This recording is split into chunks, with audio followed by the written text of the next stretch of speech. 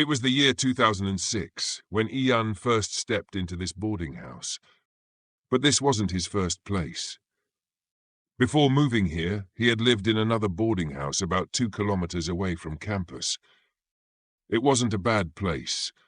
Quiet, affordable, and enough for a student just trying to get by.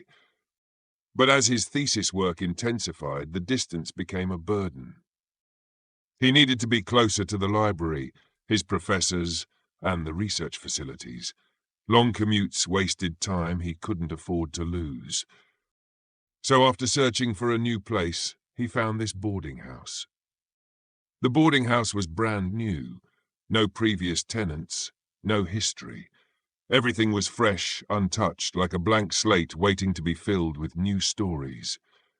It had a reputation for being one of the best boarding houses for male students in the area, not just because of its modern facilities, but also because of its location. The campus was only a short walk away, and the house itself had everything a student could need.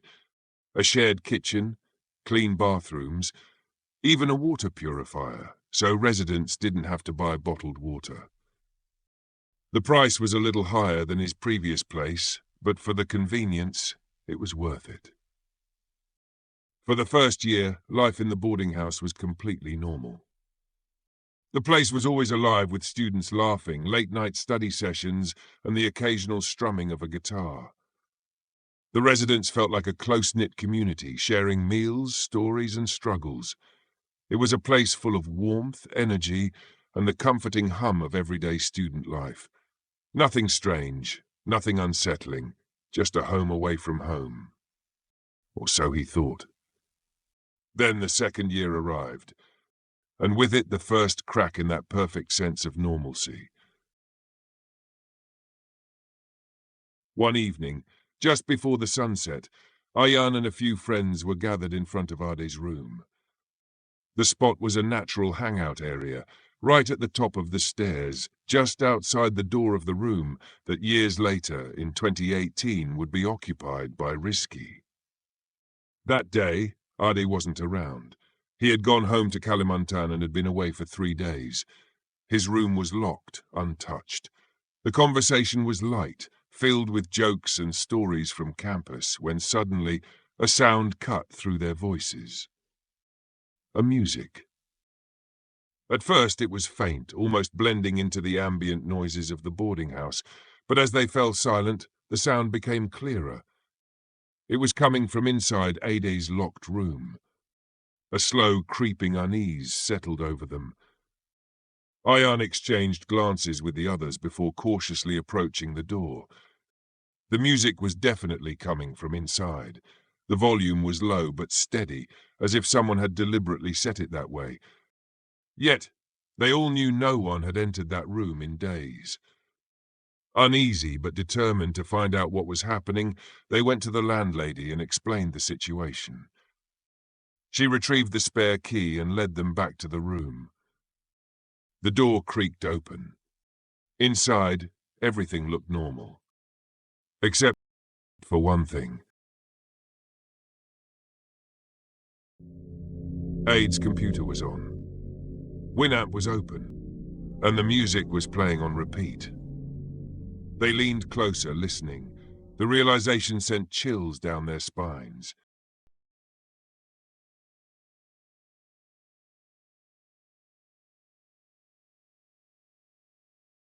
It was a religious song. Iyan felt a cold shiver run through him. If Ade had simply forgotten to turn off his computer before leaving, the song should have been playing non-stop since the moment he left. They should have heard it every time they walked past his door over the past 3 days. But they hadn't. The music had only just begun. Someone, or maybe something, had pressed play. Little did they know that this incident would be the first of many paranormal occurrences in this boarding house for years to come. Weeks passed, and one evening, another paranormal incident occurred. Around 8 p.m., Iyan was on his way to visit Wawan's room on the second floor. As he walked through the hallway, a foul stench suddenly hit him, a putrid, rotting smell like a dead animal left to decay. He stopped, frowning, trying to locate the source. Thinking he might be imagining it, he called Aid, another tenant whose room was nearby. "Do you smell that?" he asked. Aid took a deep sniff and immediately recoiled. "Yeah, it stinks, like something died." Curious and slightly uneasy, they searched around the area, checking if there was a dead rat or food rotting in the trash bins. They found nothing. Maybe, they reasoned, the smell was coming from the first floor or even from the boarding house next door, carried by the wind. Shrugging it off, Iyan continued to Wawan's room. But when he returned a while later, the smell was back, stronger. He and Ade exchanged uneasy glances.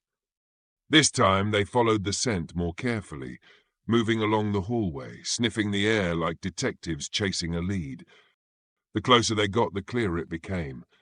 The smell wasn't drifting in from outside. It was coming from inside the house, from one of the empty rooms. Kok makin banyak? Gila.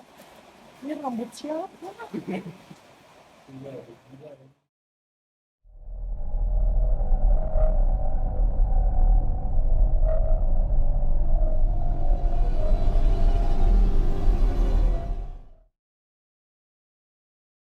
They hesitated for a moment before deciding to report it to the landlady.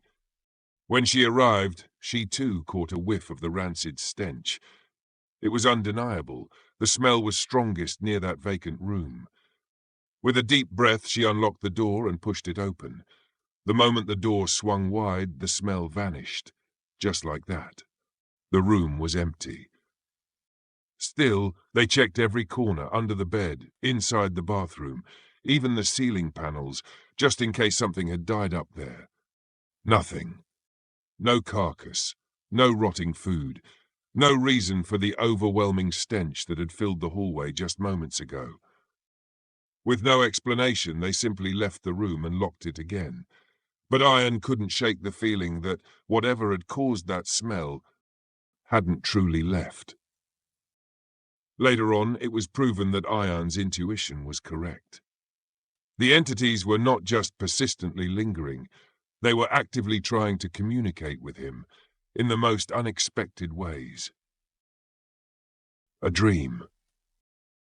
A dream so vivid, so tangible, that even after waking, Iyan could still feel its weight pressing against his chest. In the dream, it was midday, and he had just returned to the boarding house. The usual liveliness was gone. The halls were empty, the air still, as if the entire house had been abandoned. He climbed the stairs to his room, reached into his pocket, pulled out his key, and unlocked the door. The moment he pushed it open, his breath caught in his throat. His room was a disaster. His books, once neatly stacked, were thrown across the floor. Loose sheets of paper, his thesis drafts and notes, were crumpled and scattered. His laptop lay face down, the screen flickering ominously. It was as if someone had ransacked his room, tearing through everything without care. Fear gripped him. Who did this? His voice trembled as he stepped inside, scanning the destruction. His heart pounded. He spun around and shouted, "Who the hell broke into my room?" His cries carried through the quiet house, and within seconds the other tenants rushed to his door. Their concerned faces peered inside, eyes widening at the mess. "What happened?" one of them asked. Iyan, still shaken, pointed at the wreckage. "Someone trashed my room. Someone broke in while I was gone." The other residents exchanged confused glances. "That's impossible," one of them said. "No one went into your room. We would have noticed." Ian's stomach twisted. How could that be? He had locked his door before leaving. The lock was intact. And yet, his room looked like it had been hit by a storm. Determined to get answers, some of the tenants suggested going to the police to report the break-in, while others began searching the surrounding area for any signs of forced entry or suspicious activity. Iyan was left alone in his ruined room. He took a deep breath, trying to steady his nerves. He knelt down and started picking up his scattered papers, straightening his desk, placing his laptop back in its spot. But as he did, a deep, thunderous voice filled the room. Yan, you don't have to be afraid. We won't harm you. The words didn't come from outside. They didn't come from the hallway. They came from everywhere. The air vibrated with the weight of it. The voice was neither kind nor cruel, but it was absolute. It carried an unnatural force, one that sent an icy shiver through his entire body. Iyan gasped, spinning around, searching for the source. But he was alone. Yet the voice lingered, its echo wrapping around him like invisible hands. And then he woke up. His body jolted upright in bed, his breath coming in short gasps. But even as he sat there in the darkness, heart hammering in his chest, the voice still echoed faintly in his head. The dream had felt too real, too heavy. And worst of all, it left behind a lingering dread, an unshakable feeling that something bad was about to happen. Iyan didn't know it yet, but he was right. In just a few days, Indro, one of the tenants living directly beneath Iyan's room, would become the first victim.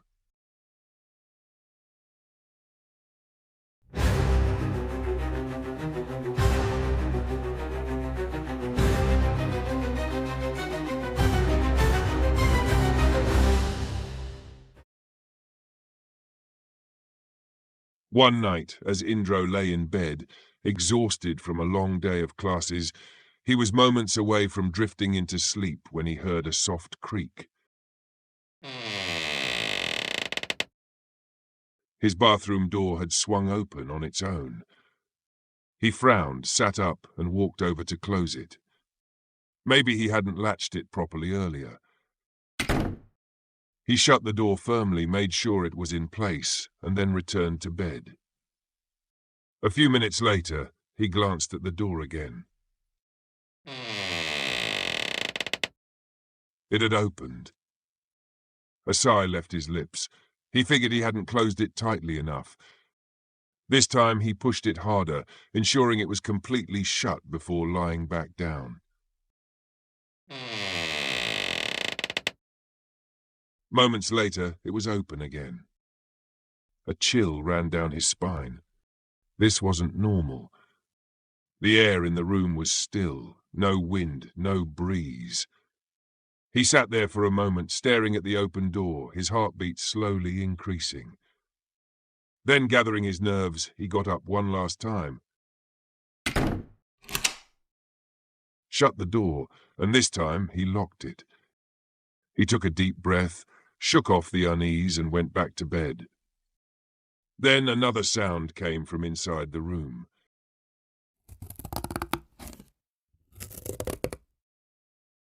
Something was moving in his wardrobe, and it creates a scratching sound. The sound was persistent, like an animal clawing against the wood from the inside. It was slow and deliberate, not the random scurrying of a mouse, but something controlled, something aware. Indro tensed. His breath felt heavier, his pulse unsteady. He sat up, staring at the wardrobe, debating whether to check or ignore it.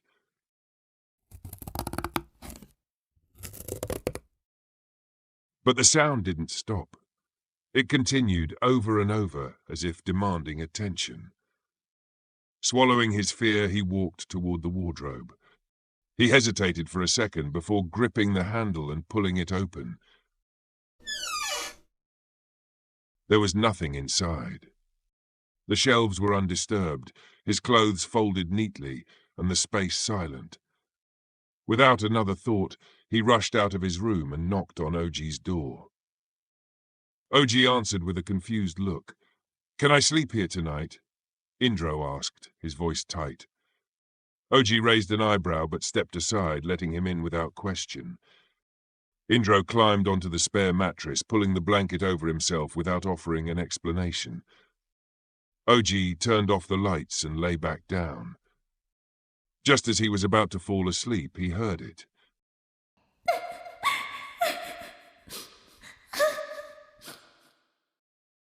A soft, fragile sobbing.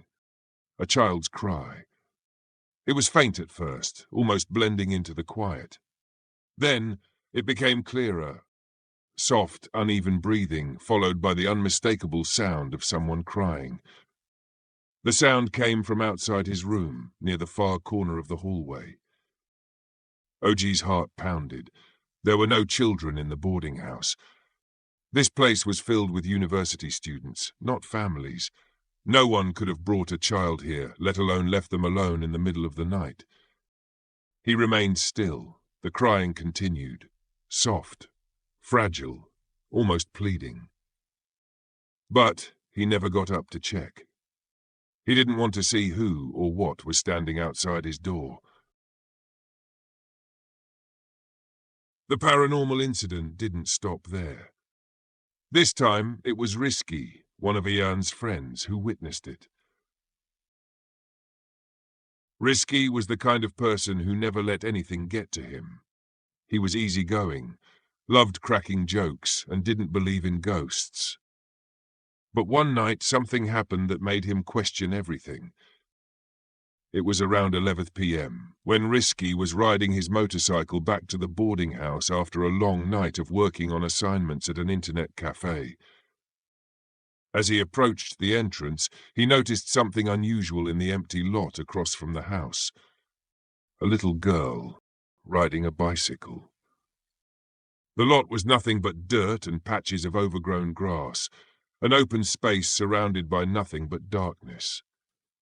And yet there she was, pedaling in slow, deliberate circles, her small bike rattling as its tiny training wheels scraped against the uneven ground. Risky watches her with mild confusion. She couldn't have been older than 6 or 7, her figure barely illuminated by the dim streetlights. He stopped and called out, "Hi there! What are you doing out here?" The girl didn't stop cycling. She just turned her head slightly, her face eerily expressionless. "Playing on my bike," she replied in a small voice. Risky frowned. Something felt off. He shrugged it off, figuring it wasn't his problem. He reached for the gate, unlatched it, and pushed it open. But as he turned his head one last time to glance at the little girl, she was gone. The empty lot stretched out before him, barren and silent. The girl and her bicycle had disappeared, as if they had never been there in the first place. A strange chill ran through Risky's body. His heart pounded as the realization sank in. What was a little girl doing out here? This area wasn't a residential neighborhood. The nearest houses were far from the boarding house, and there was no reason for a child to be wandering around alone at this hour.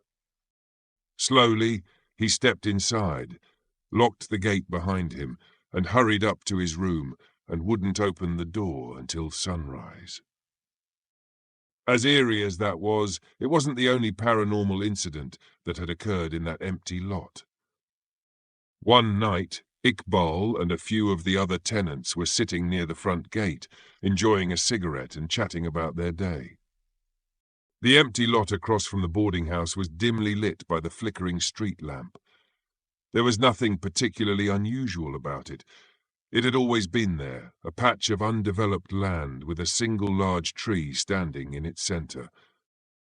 Iqbal exhaled a cloud of smoke, his gaze drifting lazily toward the tree. That's when he saw it. A figure. It was massive, towering and covered in thick, dark fur, its silhouette barely distinguishable from the shadows of the tree. At first he thought his eyes were playing tricks on him. Maybe it was just an oddly shaped branch swaying in the wind. But then it moved. Slowly, deliberately. Its head turned toward them. The air grew thick, heavy, as if the very atmosphere had shifted. The casual conversation among his friends died out as they too noticed the figure under the tree. Iqbal didn't know what possessed him, but instinct took over. He grabbed a small rock from the ground, clenched it tightly in his palm, and without thinking, hurled it toward the creature. The moment the rock left his hand, the figure vanished. Not ran, not hid. Just disappeared into the night as if it had never been there in the first place. A wave of unease crashed over him. Without another word, he turned and bolted into the boarding house, his friends right behind him. They locked the gate, slammed the front door shut, and didn't speak of it again that night. But whatever Iqbal had seen, or worse, whatever had seen him, was not finished with him. The next morning, he woke up with an unbearable fever. His body ached, his head pounded, and a strange numbness crept through his limbs. By the afternoon, his condition had worsened to the point where he could barely move. His friends, growing concerned, took him to the hospital. He spent several days recovering, his mind haunted by the image of the towering figure beneath the tree. Iqbal never sat outside at night again. At least, not by himself. And that incident marked the end of Iyan's story in response to Rizki's horror thread. All this time, Iyan and the other tenants had kept their paranormal experiences to themselves, as there was no evidence to support their claims. However, that doesn't mean they never tried to document anything. There was one occasion when they decided to rent a handycam, splitting the cost among themselves. Although the handycam had advanced features for its time, such as infrared vision, they never managed to record a single paranormal incident. It wasn't until Rizki opened up about his experience on Twitter that Iyan saw an opportunity to share his own story with the public. In fact, there were even more paranormal incidents during his time in the boarding house.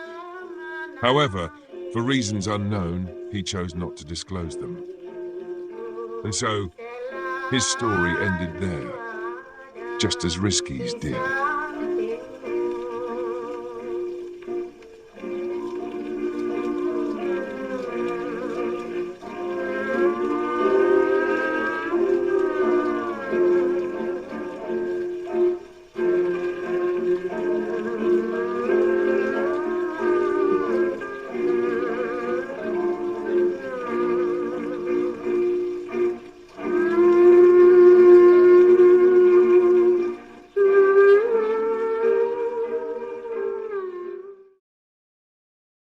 Is this really the end?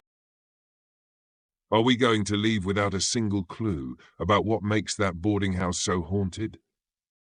Iyan's story seems to raise more questions than it answers.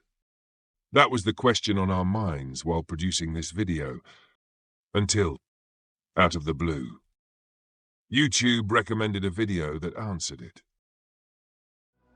Coba menceritakan atau sharing ya tentang kosan angker selama pengalaman. A YouTube channel uploaded one of their regular horror podcast episodes. However, this time, they featured Iyan as a guest to share his story on camera. But one thing you should notice is that this video podcast isn't just any typical horror podcast. This is because this man, the host of this podcast, is no ordinary man. This is Hao, or Uncle Hao in English. He is well known locally for his uncanny ability to perceive the past of a place or an event simply by standing there, or even just by listening to first-hand accounts. What makes Uncle Hao's stories so unique and intriguing is that he always seems to know details about his guests' experiences, even when they have never shared them publicly before. And in this episode, he does the same. Once Iyan finished telling his stories, Uncle Hao started to look into the past and explain what actually happened.